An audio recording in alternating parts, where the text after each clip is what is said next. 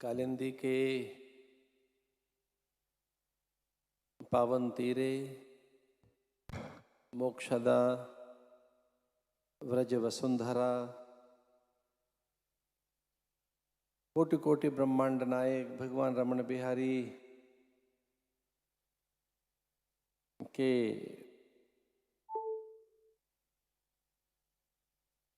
इस उत्सव आंगन में ब्रह्मोत्सव, रसोत्सव, मंगलोत्सव, कल्याणोत्सव, अमृतोत्सव महोत्सव, इस दिव्य उत्सव के आनंद में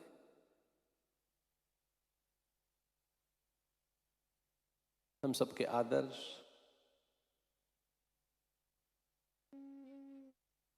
विद्यावारिधि यतीन्द्र कुल तिलक पूज्य कार्शन श्री चरण, जिन्हें आज पहली बार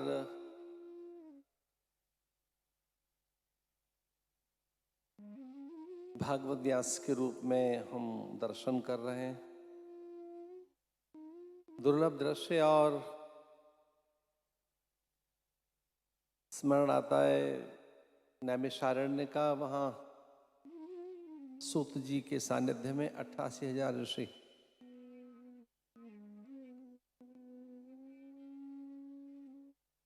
अथवा गंगा के आनंद तट पर सनकादिकादि के द्वारा एक ऋषि समूह के लिए कथा,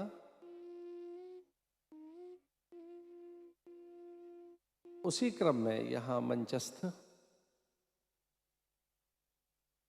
विद्या विनय विचार जिनमें सहसा साकार हैं, ऐसे वेद मूर्ति जिनके पास पौर्वात्य पश्चिमात्य दोनों सभ्यताओं का तल स्पर्श बोध है,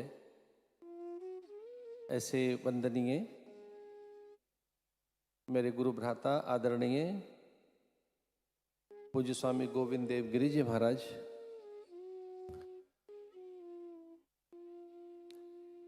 प्राय ऐसे श्वेत वसन शुभ्र वसन के साथ ही जिनका शुभ्र अंतःकरण है,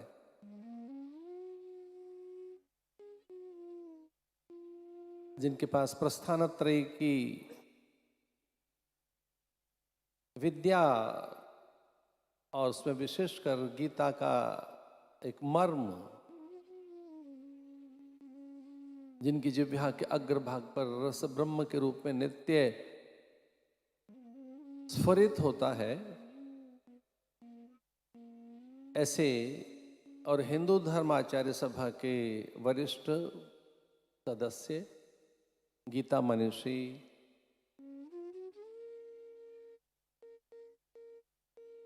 आदरणीय महामंडलेश्वर पूज्य स्वामी ज्ञानानंद जी महाराज,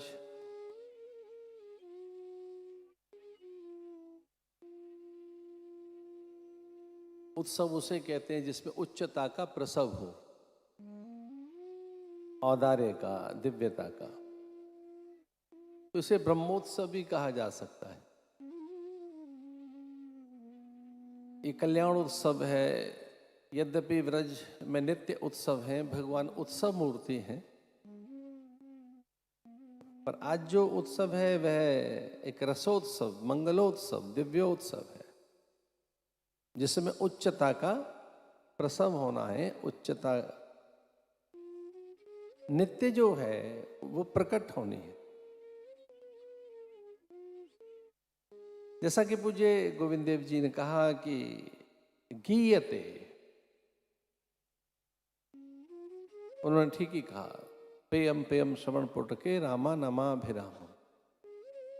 पेयम पेयम श्रवण पुटके, यह श्रवण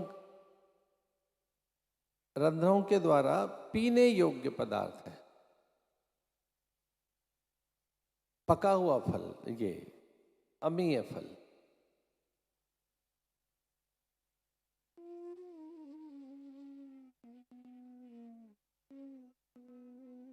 कालकर्मानुसार अब कथाएं एक उत्सव विलग आयोजन और एक और प्रकार का रूप धारण कर चुकी हैं। वो युग धर्म होगा, पर कभी कभी उसकी रक्षा करने के लिए भी भगवान समय समय पर प्रकट होते हैं। मुझे ऐसा लगता है कि इस कथा के शैथिल्य काल में कथा की रक्षा के लिए ही पूज्य महाराज जी में ये संकल्प जागृत हुआ है। हम सब जानते हैं परमहंस संहिता है यह कथा, परमहंसों के लिए।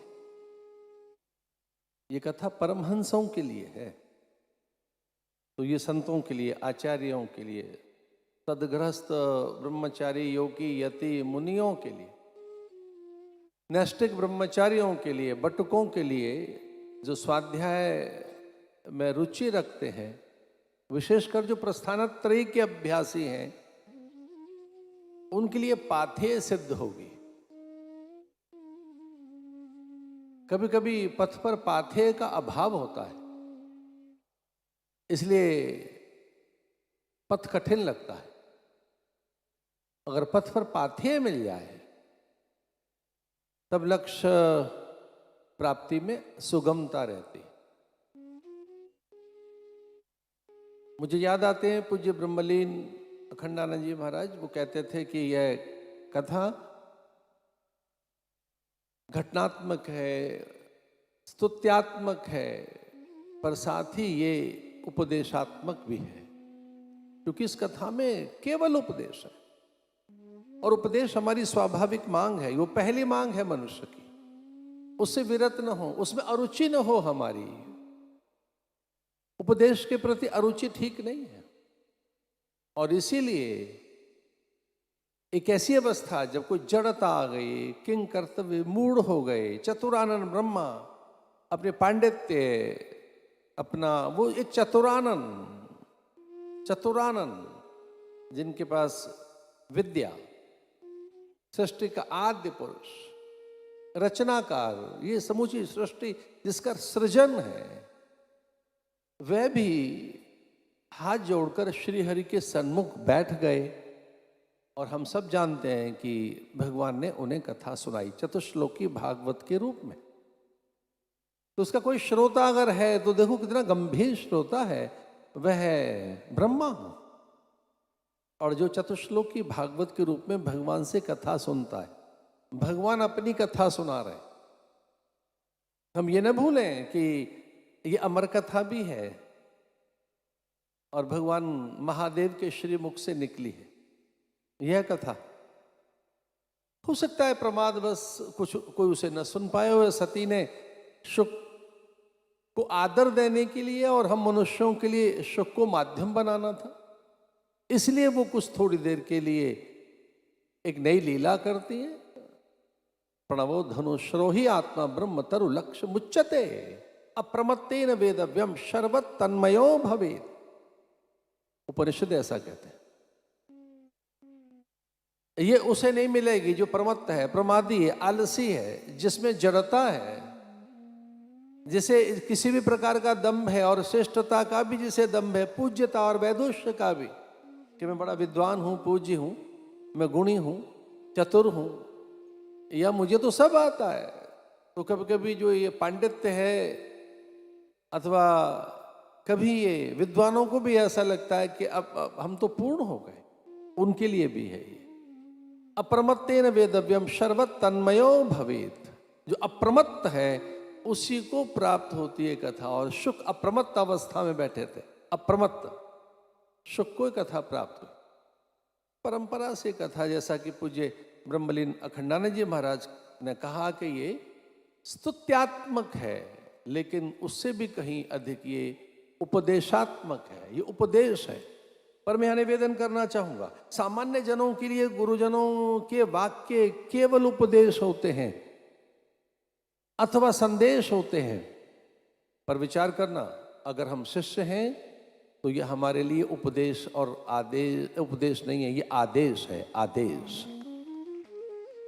महापुरुषों के वाक्य कुछ लोगों के लिए संदेश होते हैं, कुछ लोगों के लिए उपदेश होते हैं। पर गुरुजनों गुरु के वाक्य शिष्य के लिए आदेश होते हैं, वो आज्ञा होती है और वो अश्रोधार्य होनी चाहिए।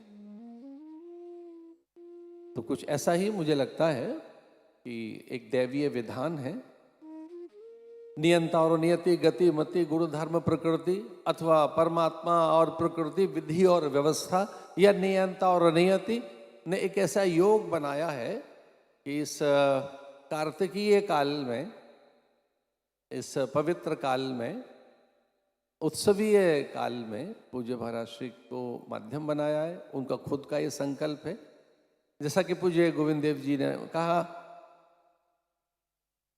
और ये संकल्प कराया गया है, तन्मे मना शिव संकल्प मस्तु, वो उनका खुद का संकल्प है। तो कभी कभी इस संकल्प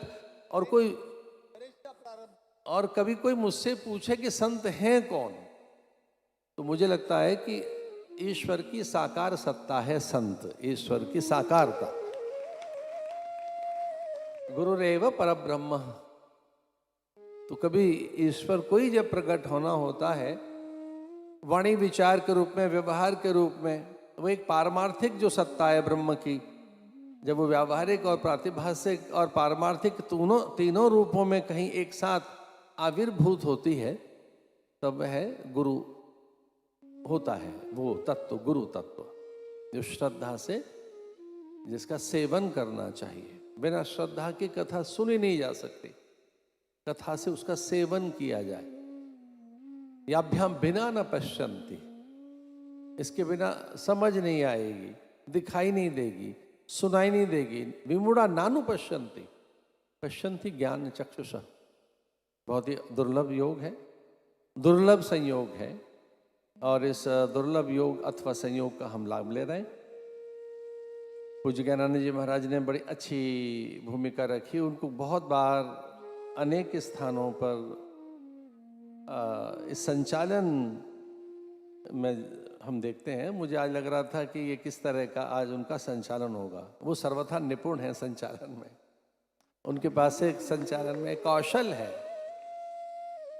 अधिक विलंब नहीं करना चाहिए, तो कारण नहीं है विलंब का। हम जो बात कह रहे हैं वो आदर है, हमारा श्रद्धा है, ये बात नहीं कही जा रही। दरअसल में हम अपने शब्दों के द्वारा महाराज का अभिनंदन कर रहे हैं। इन सब की आवश्यकता नहीं है, पर हमारा ये जो वाक पुष्प हैं, जो वाक प्रसून है, ये हमारे जो हमारी ये वाग्मिता है, यहाँ सारे तो वाग्मी बैठे हैं।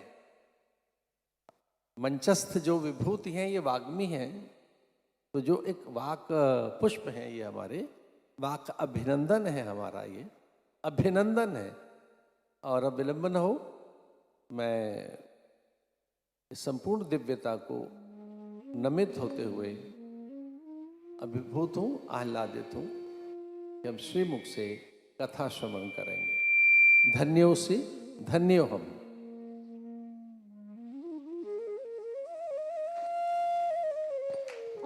श्री